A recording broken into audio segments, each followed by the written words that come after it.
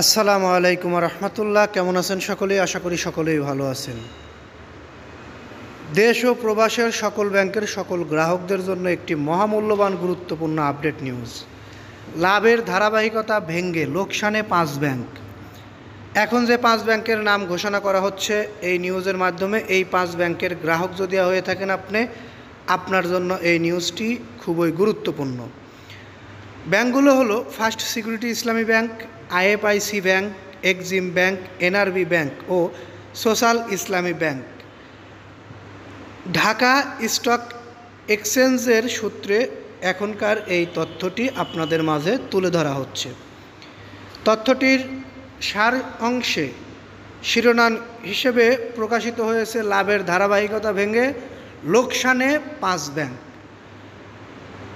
Share বাজারের তালিকাভুক্ত 36টি ব্যাংকের মধ্যে 31টি ব্যাংক এ পর্যন্ত চলতি অর্থবছরের দ্বিতীয় প্রান্তিকের আর্থিক প্রতিবেদন প্রকাশ করেছে। এর মধ্যে 5টি ব্যাংক মুনাফা থেকে লোকসানের মুখে পড়েছে। অর্থাৎ যে 5টি ব্যাংকের নাম আমি আপনাদেরকে ইতিমধ্যে একবার বলেছি, এই 5টি ব্যাংক এবারকার প্রতিবেদনে লোকসানে পড়েছে। তাদের শেয়ারের দামগুলো লোকসানে বিক্রি করা হচ্ছে। ব্যাংকগুলো হলো, আবারও আমি নাম বলছি, first security Islami bank, IFIC bank, Exim bank, NRB bank ও social Islami bank. First security Islami bank.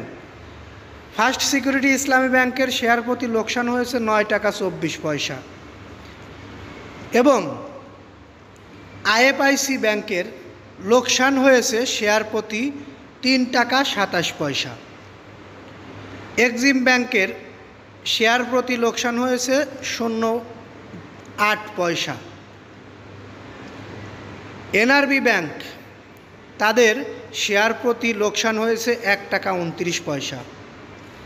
Social ইসলামী ব্যাংকের শেয়ার প্রতি লোকসান হয়েছে 2 টাকা 93 পয়সা। এই শেয়ার প্রতি লোকসান হওয়ায় যারা শেয়ারের মালিক তাদেরকে সমবেদনা জানানো ছাড়া আর আমাদের কিছু করার নেই।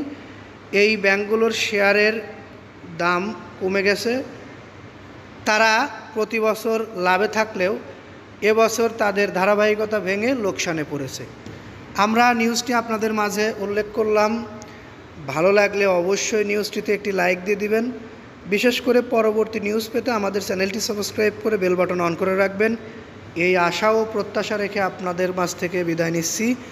পরবর্তী নিউজে কথা হবে। আসসালামু আলাইকুম।